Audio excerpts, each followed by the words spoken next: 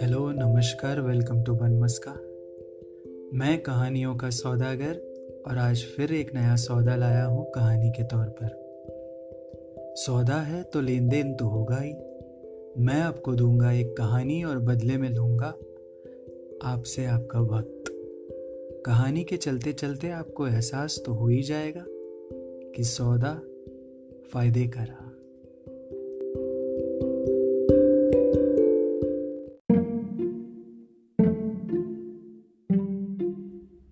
Bun Maska.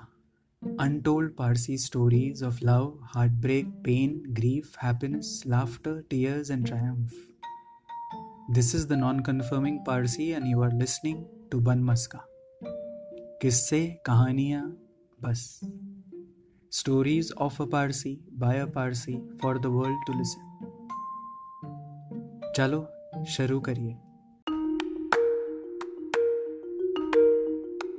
आइए सुनते हैं नौशिर की आगे की कहानी। एपिसोड 4 में He had fled from the rehab along with his belongings, which weren't much. A few pair of clothes, which no more fit his thinner frame, his books, passport, and her pictures. Some paths we walk on, and some appear below our treading steps on their own. Here Noshir was on an entirely new path, which had appeared similarly.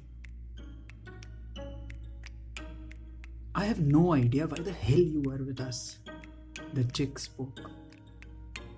It was no surprise that the chick was named so by the band of boys. Christine was her real name. She was as beautiful as beauty could be defined. She dressed elegantly stylish. Her eyes were faintly brown, the kind he had known. He patiently listened to her complaining banter. I simply don't understand. What was it that Bossy found so unique in you? I have never seen a guy as stupid as you. Noshir looked into her eyes, for a while the resemblance making him off balance. But soon he gained sanity and asked with a straight face, "So what's the stupidest thing about me?" Now Christine was a bit shaken.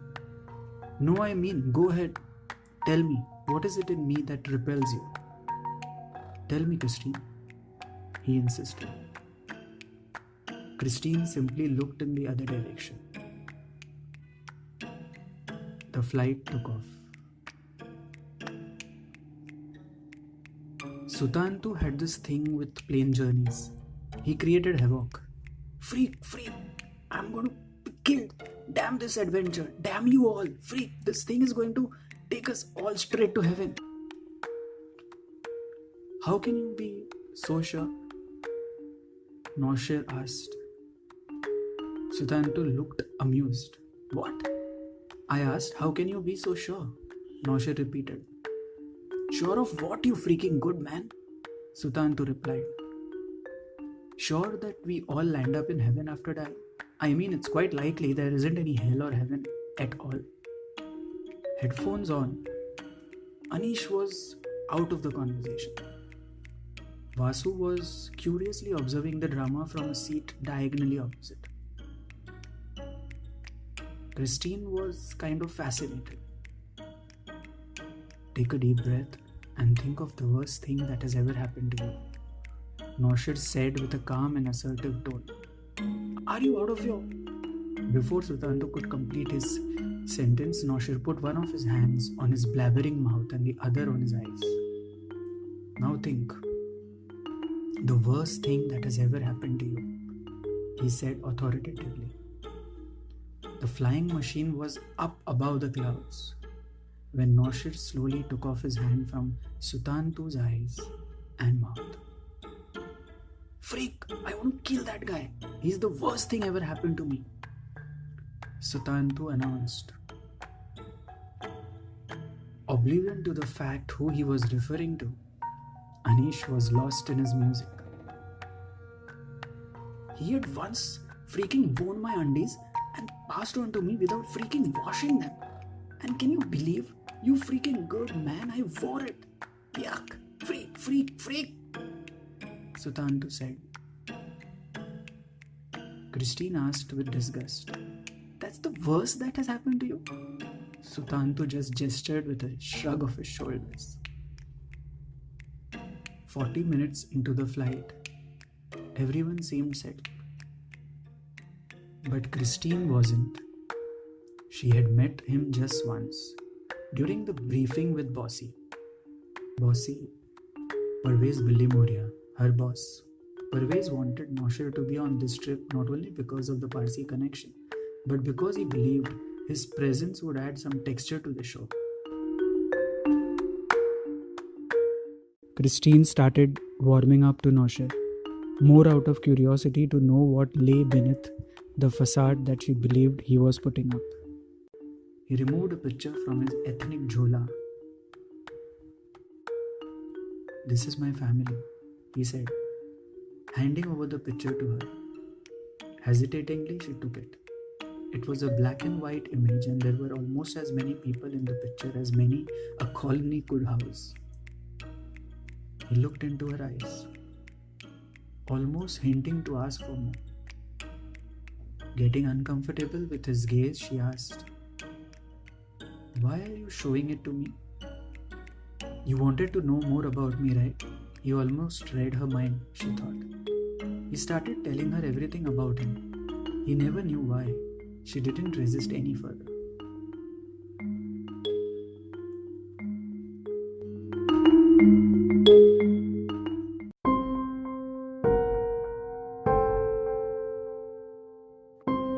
Noshir narrates. She would always say, "The pank is for you." Pank, wing piece of chicken. I hated the reference of body parts of a living thing with such anatomical words. Nevertheless, I loved what she cooked, especially the dum biryani. I would eagerly await for the aroma from the aluminium container to escape out of the lid, which was sealed with gluten. The moment the dried, half-baked layers of flour would peel off, the aromas of meat cooked in deliciously laced spices and basmati rice would slowly sneak out to reach my nostrils. And then I would again hear those words. "The tongue is for your dad, and here you go." Placing both the wing pieces into my plate, she would say, "Bev pank na tukra tare matecha." Both wing pieces are for you. For a moment, the repeated use of that word would give me visuals of the bird when it would have been alive and swinging its wings with glee.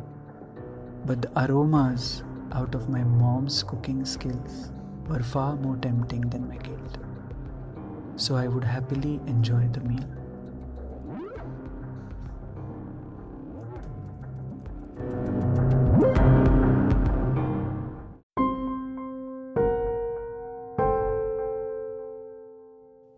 I would walk with him all the way to the liquor shop where country liquor, which would stink like shit, was sold.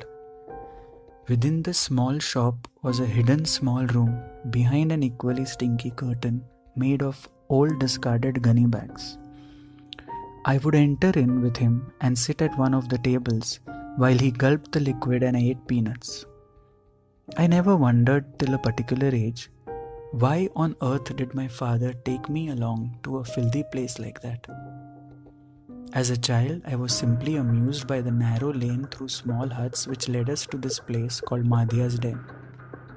The drunkards sometimes even fell in the gutter, which ran parallel to the narrow path.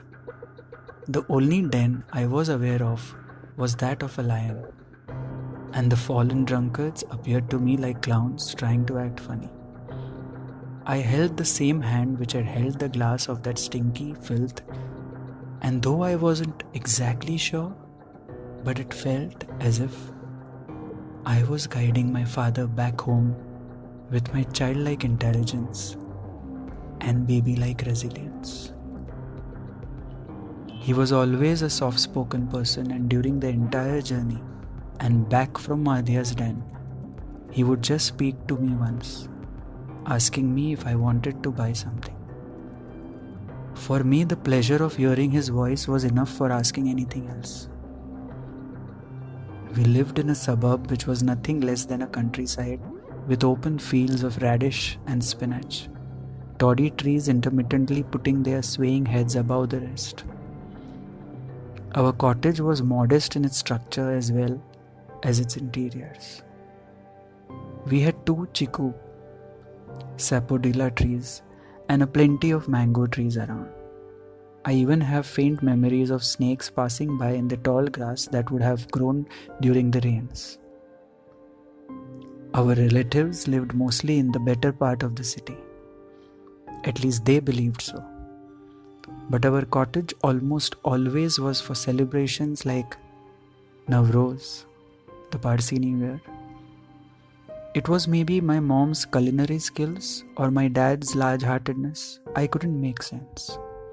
Or maybe it could have been simply the beautiful surroundings our humble abode offered to those otherwise snobbish clan who thought my dad had done a mistake by renting a cottage in a place which had only tongas, horse carriages to reach there from the station.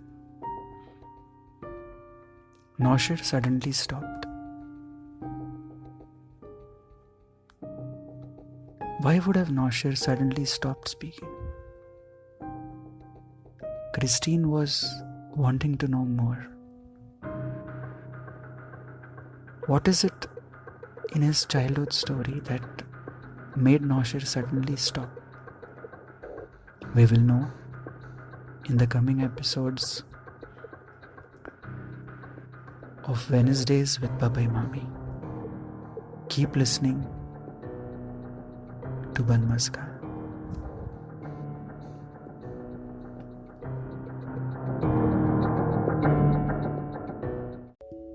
Bun Maska.